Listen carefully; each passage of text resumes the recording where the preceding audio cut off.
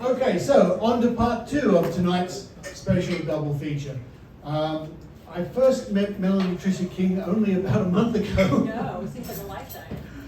Melanie comes to you direct from Las Vegas, New Zealand, and Melbourne, where she gave talks to great standing ovations and people throwing money and all sorts of things. Queensland. And Queensland.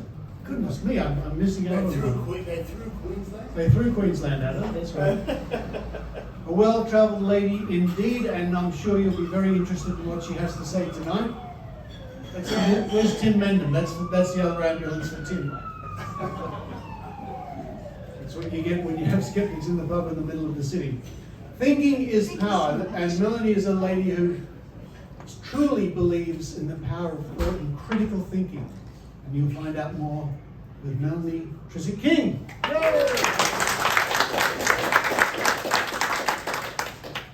not used to holding a microphone. I feel like I'm a bit of a rock star here.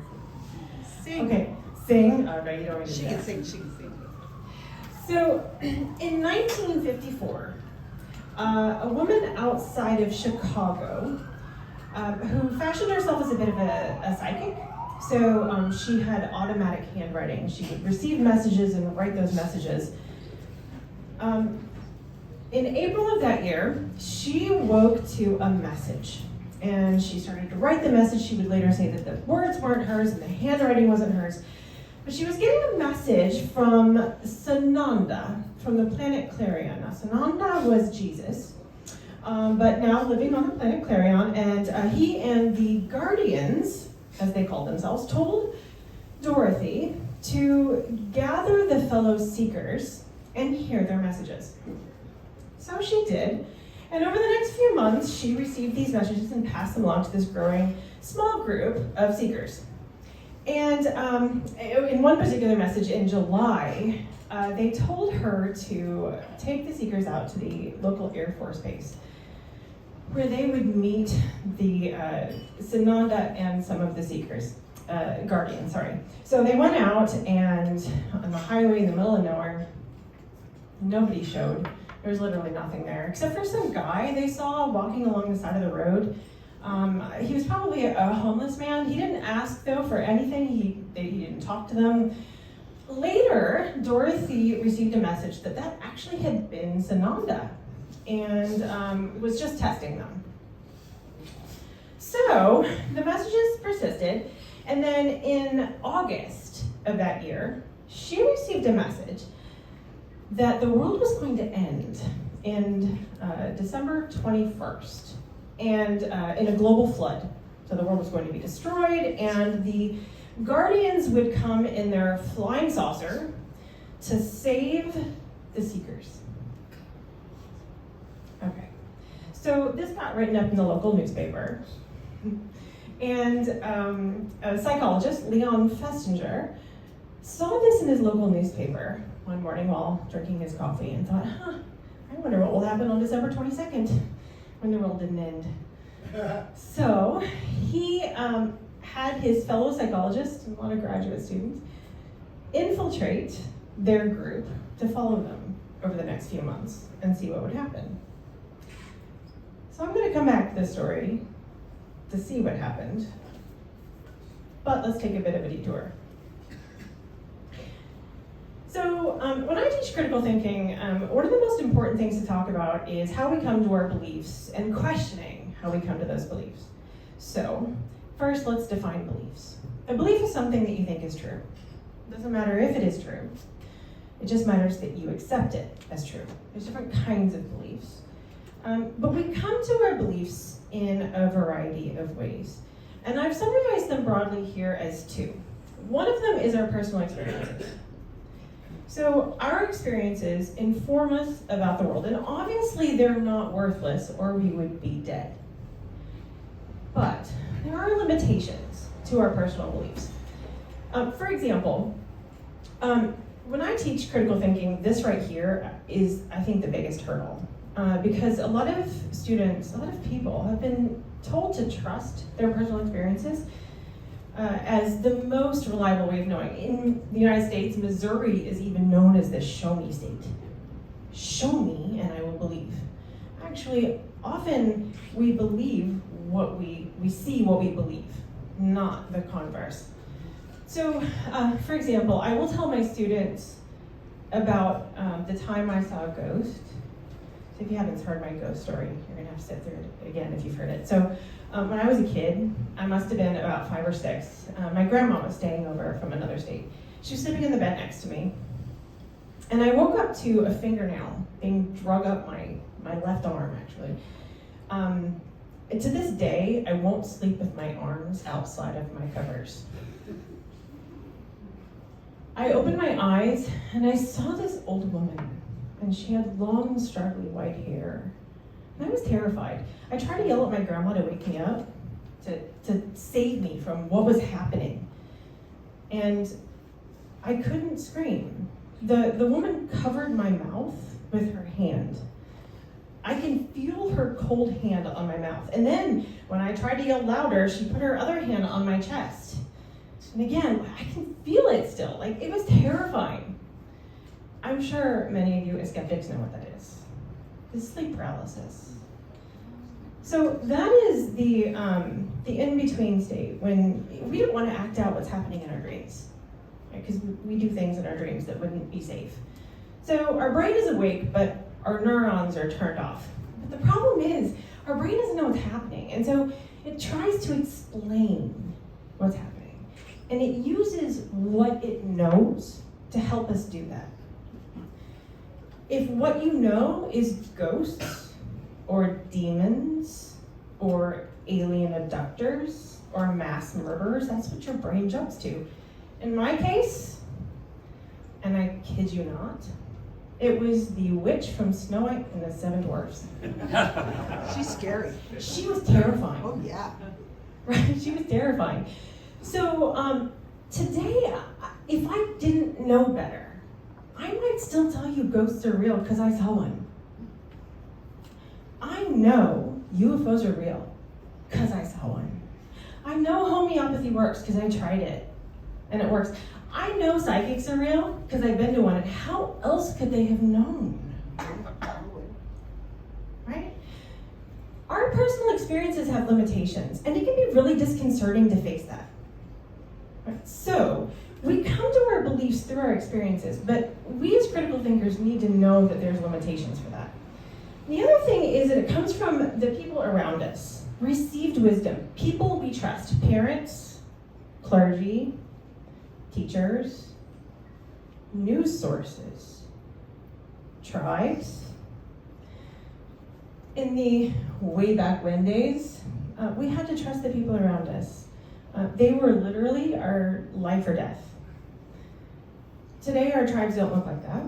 They're global, and we can find tribes in any sort of form online that share beliefs, values, etc.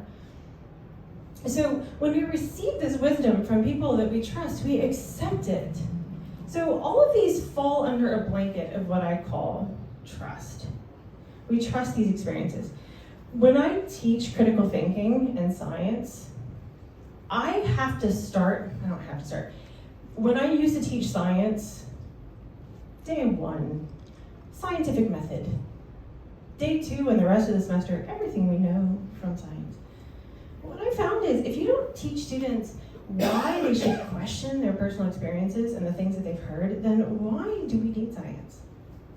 The logic of science falls in place after we know not to trust these unquestioningly. So our beliefs come to us in a variety of ways. And our beliefs form a web.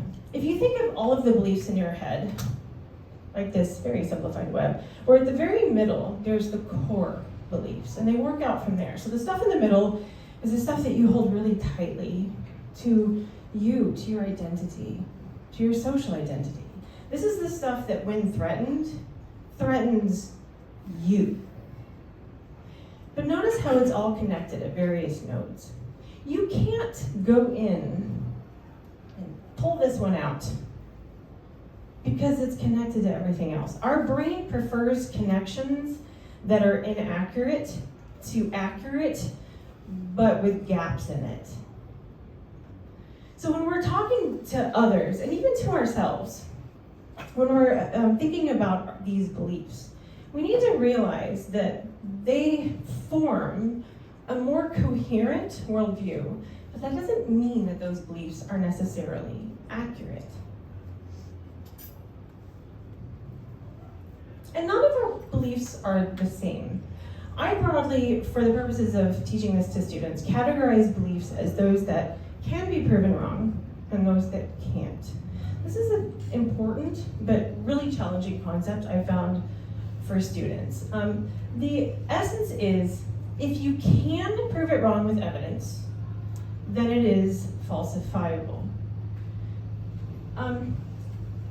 Unfalsifiable beliefs often are very important to us, but we tend to use evidence to support them. If we can't use evidence, though, to disprove something, we have to be careful of using evidence to support something. So to help my students, I have categorized these in a few ways. So one type of belief that's unfalsifiable is subjective. For example, and I hold this to be true, you're not going to convince me otherwise, cats are the best kinds of pets. If you disagree, we're going to fight later. I am objectively right about that. I could give you evidence. I could say cats are quiet. They're self-cleaning. In February in Massachusetts at 5 o'clock in the morning when it's cold, dark, and there's a foot of snow on the ground, I don't have to take them outside. I get to look out my window at all the uncivilized people with their dogs. And go, it's warm and cozy in here. I kid, I love dogs, but man, there's a lot of work, right? I don't have kids, I'm not responsible enough for dogs. So with cats though, so this isn't a belief that I hold and I think very strongly, but I can't prove it wrong. It's an opinion. Okay. Vague beliefs. In the United States, at least, supplements are not legally allowed to make specific health claims. So they might say something like, improves immune health, supports overall cellular functioning. If I'm strolling through the aisles at my local pharmacy and I see these claims and I think, wow, that's really great. Because they're so vague that what happens is I get to put my beliefs on those claims. But if I'm evaluating the claim for what it says, it doesn't really say anything. You have a need to be liked and admired by people. Often you're quiet and introverted, but there are times that you can be a life of the party. That's me. How did I know? Those are Barnum statements, which are the basis for horoscopes and so on. Again, they don't really say anything. So we have to be careful to make sure that we evaluate a claim for what it actually says. And then finally, supernatural. Now this is where we get into the God beliefs and so on, and I don't want to talk about those in science class. They're not science, to be fair. I want to use humor and non-triggering examples, because if I go in with a triggering example, students are just going to get defensive, and they're not going to hear me. So, did you know, this is true, you know Pythagoras, like Pythagorean theorem? Wait a minute, you say it differently? Of course you do. You're We're Aussies. on the other side of the world. Okay, you know who I'm talking about. Do you know that he thought when he farted he lost part of his soul? It's true. He was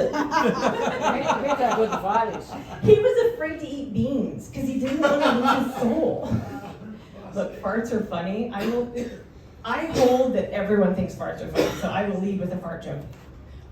Okay, I will tell this to my students and say, okay, after they're done laughing, test that. Right? And then the conversation almost always goes something like this. Do I also lose my soul when I burp? I don't know, you tell me. My dog farts. Does my dog have a soul? How do I measure a soul? What's a soul? Ding, ding, ding. That was the point, right? We can't test that. That's not falsifiable. So, we can't test supernatural. If we wanted to get a bit more triggering, students may say something like, well, God destroyed the world 6,000 years ago in a global flood.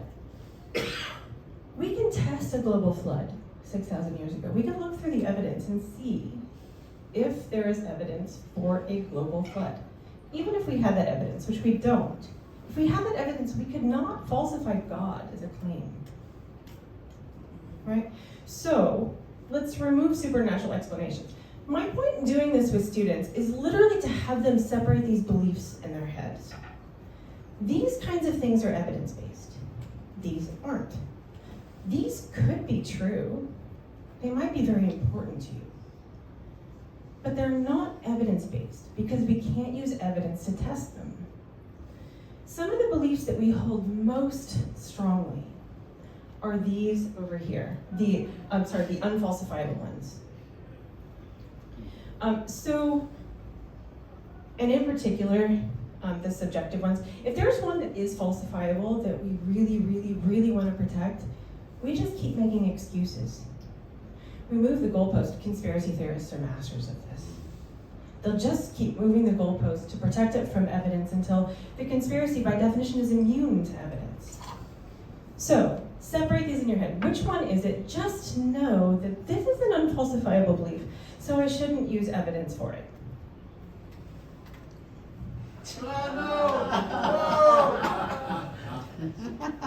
Okay, I know you've all seen this.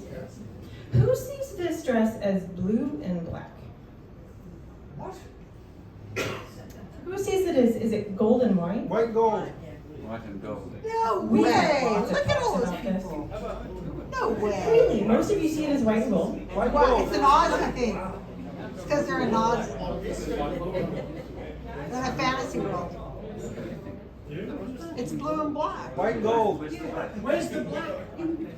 Yeah, there's no black. It's all blue. It's black and blue. My God, you're gonna get black. Where's the blue? Somewhere. This is worse than the cat and dog conversation. Blue and gold. It's green. Okay, Troublemaker. this is a dress. Honestly, who cares? But yet we are, half of us, I don't know, perceiving this dress as different colors than the other half. Okay.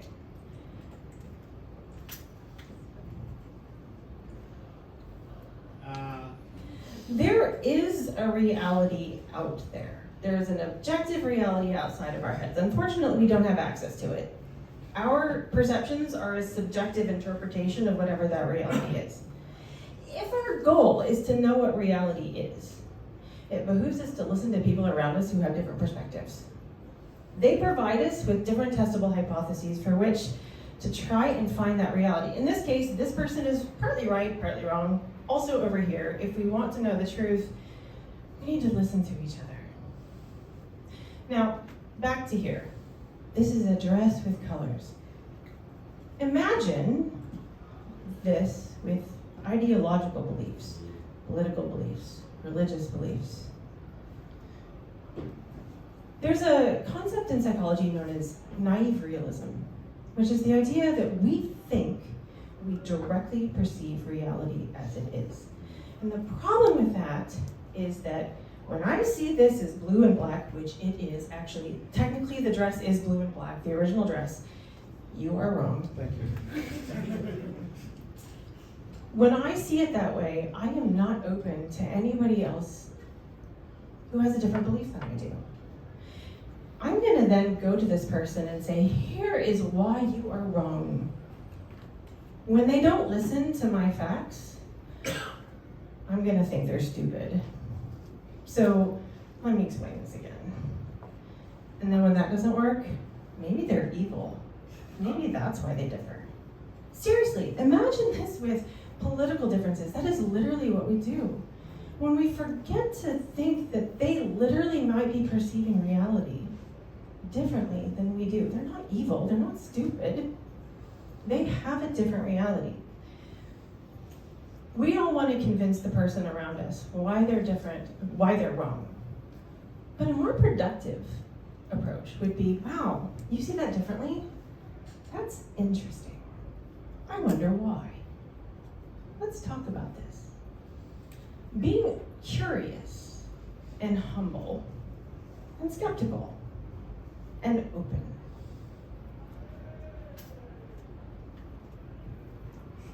Just a tiny bit here about those aliens. We often think that believing is seeing, but often seeing is believing. And what we had in the early 20th and mid-20th centuries, especially in the United States, was a culture that was saturated in UFOs. We had airplanes and world wars with airplanes and a space race that literally for the first time in all of human history thought, we can actually put humans in space. What is out there? And then came the movies and the theme parks and everything that, you know what's up there is flying saucers. And you had an entire culture that was primed to see flying saucers. If we move forward to today, have you heard of the concept of a filter bubble? I online, so I'm on my social media platforms and on my news aggregators. This is the kind of news I want to see. This is not the kind of news I want to see. These are the people I agree with. These are people I think are stupid or evil. And here are all of my friends and family who agree with me. And then my filter bubble includes things I agree with. People outside that filter bubble have a completely different experience. With my students, I will literally have them, okay, if you're comfortable with this, you don't have to do this, but pull up your phone and go to your favorite social media platform or wherever you consume news, which is usually Instagram or TikTok. Scroll through and show the person next to you. Seriously, what a mind-blowing experience. By the way, my social media platforms have all learned that I want cat videos.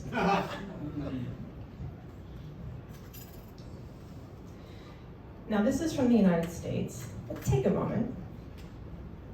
It's a Pew survey of perceptions of the US economy from those who are left and lean left and right and lean right. And there's a few important dates noted on there.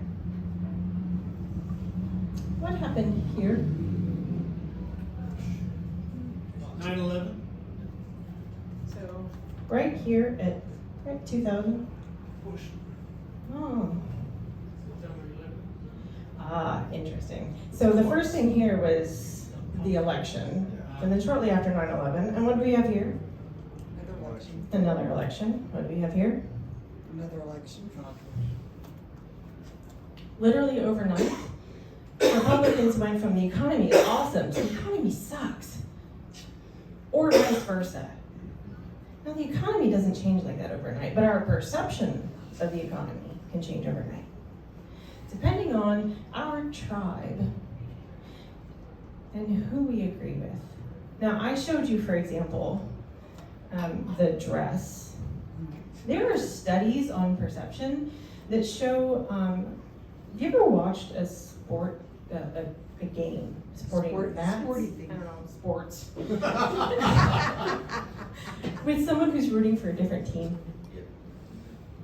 They can literally see a different game. The same thing is true with protests. If you show someone a protest, depending on whose side they're rooting for, the protest was either violent or not violent, and so on. Our perception of reality is not a direct measure of reality. You all know who George Carlin was, right? Yeah. Yes. Rufus. Have you ever noticed that anybody driving slower than you is an idiot? And anyone going faster than you is a maniac? You are right. Of course you're right. Anybody over here is stupid and stupid. Your position, you've thought about it. Your position is evidence-based. If they don't agree with you, then they are wrong or stupid. One of the, I think, more important concept that I teach my students is the elephant and the rider analogy from Jonathan Haidt. It's similar to Daniel Kahneman's System 1 and System 2. I just find the elephants are a bit more charismatic. Imagine in your head that you have an elephant and a rider on top of that elephant. Now, the rider is capable of logical thought, of rationality, of using evidence to come to a conclusion, but it sits on an elephant. And the elephant is really strong. It's also emotional, biased, tribal. The elephant is really hard to control. It's also always on. The rider has to make a conscious decision. I'm going to turn on now and control my rider, or my elephant. So oftentimes what it does instead is the elephant, which is always on, uses our biases, our experiences, our assumptions, our emotions, jumps to a conclusion and just suggests it to the rider. And the rider doesn't notice this is happening, but goes, yeah, that sounds about right. Now, here are all the reasons why my elephant is right. And your rider could be really good at this. Actually, education and intelligence does not protect you from this. Technically, it makes it worse.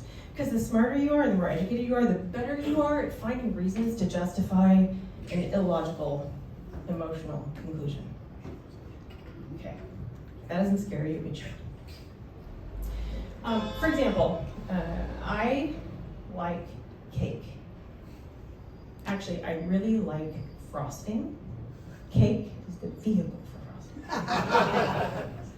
Oh, it's pretty ugly when you get me in front of frosting. So, if my elephant and rider, have my cake with my frosting, I'd like to think my rider would go, you know what, you really shouldn't eat that. It's a lot of calories, it's a lot of sugar, not good for you. But my elephant really wants that damn cake. And so instead, the rider goes, you know what, you were really good today. You worked out, you had a salad for lunch. You'll be really good, you won't eat cake tomorrow. Notice my rider is just going to all sorts of lengths to justify what the elephant already wants to do. I've noticed for myself that my ability to control my elephant goes down over the course of the day. I am in more control in the morning. So as the day goes on, by the time the night comes, man, my willpower is pretty low. I'll notice this with commenters on Facebook too. I spend a lot of time on social media trying to help people with critical thinking. And somebody leaves me a comment, man, I'll get on there, I've got this comment, I'm ready to go. And I'm at least strong enough to go, Anthony, should I do this? And he'll go, maybe you should wait till the morning. So I listen, and in the morning I go, you know what, you were right. That was a bad idea, I'm glad I didn't do it. The point here is that we're not as in control as we think we are. One step further, not only do you have a rider and an elephant, so does everyone else around you. So you think your rider is talking to the next person's rider. But actually, your elephant is talking to their elephant. It's a 4-person conversation. It's really humbling to think of it that way. Our riders are our elephant's PR department. They're the lawyer. If what we want to do is have a productive conversation, we need to realize where our motivations are. What could possibly driving our rider's justifications? And then connect with the other person at the elephant level, because it's not their rider that's in control either. Once we've jumped to that conclusion, we enter what I call the overconfidence cycle, which is, here's my elephant driving my reasoning. I have my conclusion I want. I'm motivated to find evidence. Next thing, confirmation bias kicks in. And that is my tendency then to overweight evidence that supports what I already think, discount evidence that doesn't, remember the same thing. And the result is I have lots of evidence, and I am really confident that I'm right. This right here is a danger.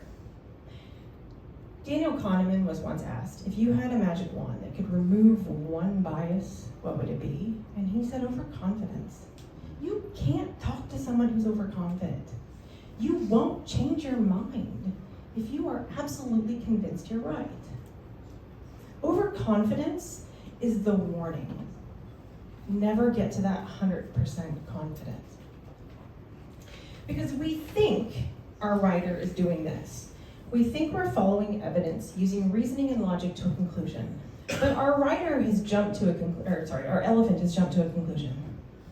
And then it uses these tools, motivated reasoning and confirmation bias, to find evidence. If you want to find evidence to support any conclusion, I guarantee you will be able to do it. Especially with the tools available to us online these days, you can always find evidence for any conclusion. That doesn't mean you're right. So we need to know where that motivation is coming from. And we're more motivated to defend beliefs that are tied to our identity.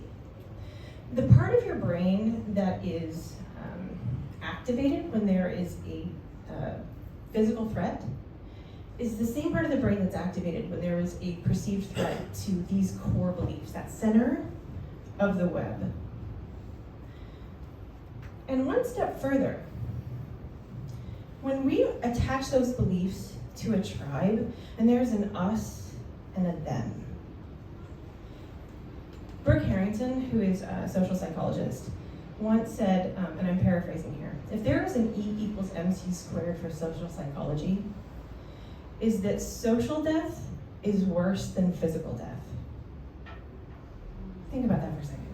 Have you seen people dying of COVID who are convinced that COVID was a hoax? And we think, how in the world can that be? We want to be a good member of our group. They are our protection. They are our people.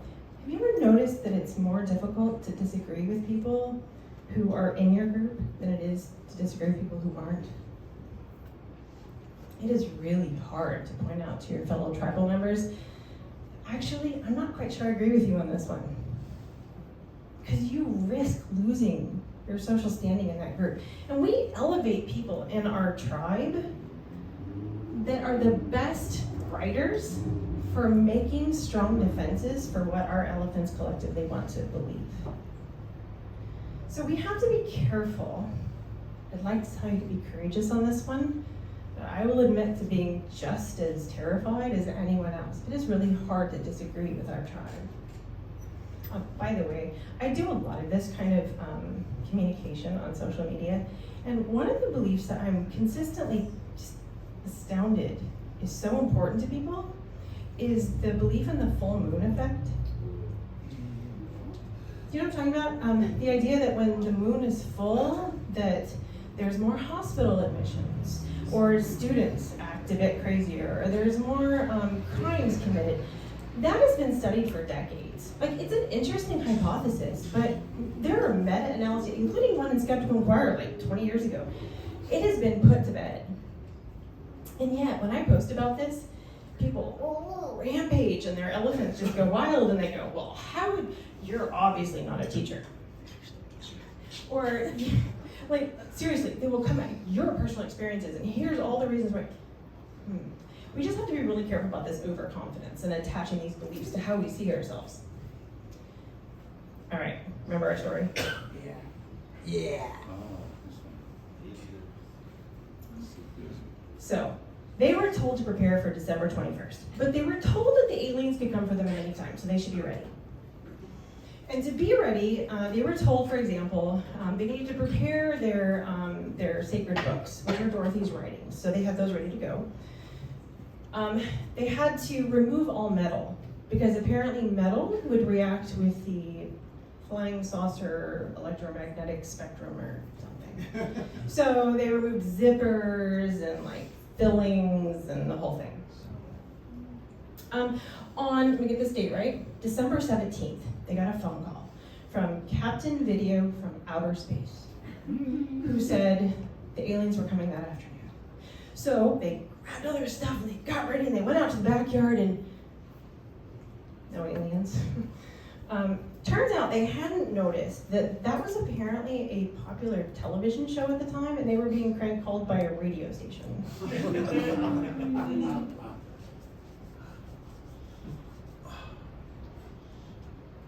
On December 18th, there was another, aliens are coming now, no aliens. Now here's the thing. For months now, these people had been preparing for the end of the world. Some of them lost their jobs, they lost their kids, they gave away all their money. Why would they need that stuff? The world was gonna end. They had been mocked and shamed. They moved in with Dorothy. They were finally going to get to that point in time where they were saved, and more importantly, they were going to be shown that they were right. All of those other people are going to die in the global flood. On December 21st, the day was finally here. So, this is coming from Leon Festinger in his book, When Prophecy Fails. I strongly recommend you read this. So, on December 21st, tense silence, finally got to midnight, and there were no aliens. Somebody looked and saw the clock on the wall was wrong. They had 5 more minutes. Okay. At 12:10, Dorothy announced there was a slight delay. At 2:20, there were no aliens, but Dorothy received a message that they should take a coffee break. So they did. At 4 o'clock in the morning, there was no aliens. They were sitting in stunned silence. How could this be? They'd given up everything. They were waiting to be saved by the aliens. What in the world was going to happen? Okay, now I'm curious. We all know the world didn't end. What do you think they did? Did they change their mind? Right, the real question is here, what did they tell themselves? Well, at 4:30, they received a message. Dorothy received a message. The world was not going to end because their belief and dedication had saved the world from the flood.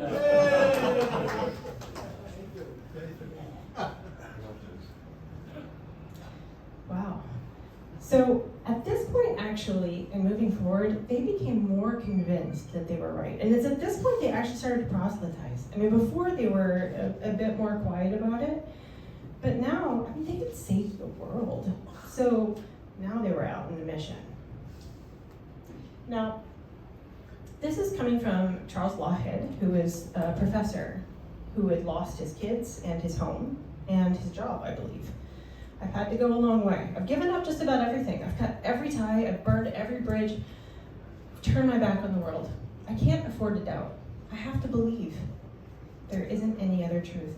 Notice this, it is too painful to admit we were wrong. They had been mocked and shunned. They gave up everything. And this is coming from Leon Festinger. Suppose an individual believes something with his whole heart. Suppose further he has a commitment to this belief, that he's taken irrevocable actions because of it. Finally, suppose he is presented with evidence, unequivocal and undeniable evidence, that his belief is wrong. What will happen? The individual will frequently emerge not only unshaken, but even more convinced of the truth of his beliefs than ever before. Indeed, he may even show a new fervor about convincing and converting other people to his belief, to his view. It is too hard to admit we were wrong. I can't tell you how many times over the last couple of years, during the pandemic, QAnon, COVID, I thought, the aliens aren't coming. Will they change their mind? And often, almost always, they don't. Now those are extreme versions, of course, but we all have this all the time. The danger here is tying our beliefs to this so that we have to save face. So going back to the title of this talk, why don't facts change our minds? It's because it's not about facts. It's not about facts. It's over the elephant. Dig down. There's something motivating that. Now, on its surface, it looks like facts. I'm certainly giving you my facts and you're giving me yours. But that's not what it's about. It's about something more fundamental. So, to sum up here, what I would say is, your writer is capable of thinking critically. It's hard to do. That elephant is really hard to control. But you can train your elephant. To do so, though, we need to be curious, want to know. We have to be skeptical, ask questions, and finally admit we might be wrong. And talk to their elephant. It's not just about facts. Now, before I end here, there's one other exercise that I do with my students. All of these graphics are on my website if you want them. They're available for free. This is a basic epistemology exercise, similar to Socratic questioning. You may have seen street epistemology does something very similar. Now, notice I just told you a story about how facts don't change our minds, and I did so using a story that nearly all of us, if not all of us, can agree is not triggering. None of us are going to leave being defensive about the doomsday goal. So start with something that's not triggering. I like to use elephants, and I apologize for people here who's heard this before, but if you've heard it, you don't get to answer my question. How many species of elephant are there? 3, I think. 3, 2, 4, 2, 2, 3. I've heard everything from 1 to 44. Wow. Okay. Question 1 is really important here. How sure are you that you're right? Not very. Literally put it on a spectrum. This is one of the most important parts of critical thinking. I literally, at this point, try to put every one of my beliefs on a spectrum. Avoid, 0, and 100. Okay? The source of the belief. Now this gets back to the personal experiences, the received wisdom. Where did you hear it from? Okay? Your reasons for believing. This is where you find the evidence that you think you have. Figuring out if it's true. I might say Wikipedia. Number 5. How would you feel if you were wrong? Who here would be really upset and refuse to change your mind if you realize you were wrong? That feeling right there is the feeling I'd like you to think about with all of your beliefs, actually. To care that little about being wrong. Because if you don't care really that much, you'll change your mind. Okay. By the way, there's 3. Congratulations. I've had people tell me that proves that they're going to be right about everything. That's not the lesson there. In the olden days, there were 2. But these are the Asian and the African. But the African was split into 2, the savanna and the forest elephants, with genetic evidence about 25 years ago. Isn't there a pygmy elephant? That's what the globalists know. Oh, God. Yes, there are pygmy elephants. There is a pygmy Sumatra or someplace? species, there's a pygmy subspecies, when I say subspecies, maybe, of the forest elephant. And there's 4 subspecies in the Indian elephant. Notice here how complicated that is. Because then it gets to how do we define what a species is? And something as basic as the number of elephant species, that's a fact, has changed over time. Facts can change, okay? All of that is an important lesson. So the point here is question your beliefs. Get into the habit of questioning your beliefs. Now, if we go back here and you're talking to somebody else, okay? And you might ask them, well, how sure are you that you're right? Again, try to encourage avoiding the extremes. If you're trying to change someone's mind, first of all, I might ask you why you want to change someone's mind. And the price of admission for wanting to change someone's mind is being willing to change your own mind. You should always be able to think of reasons that would change your mind. Don't ask them why they think they're right. If you tell me, for example, that you think that there are 5 elephant species, and you're 90% confident, I'm not going to ask you for your reasons. I'm going to ask you, that's interesting, why aren't you more confident? Why aren't you 95%? Why aren't you 99%? Because what that does, it gets you to think of your own reasons for why you might be wrong. I can't change your mind. I can't take my reasoning and download it into your brain. You have to do that. This exercise gets the other person to come up with their own reasons for why they might be wrong. So, the point here is, be curious, be skeptical, be humble, and it's not about facts. I would love for you to follow me on social, and my graphics are available on my website. And if I just might, thank you so much for having me here. I've absolutely loved this whole experience. I'm gonna miss the Wikipediatrician a whole lot. I now have custom-made Pegasus earrings from Richard Saunders. Tim, thank you so much for everything that Australian Skeptics have done. And if I've left you out, I very much apologize. I'm grateful for you too. Thank you.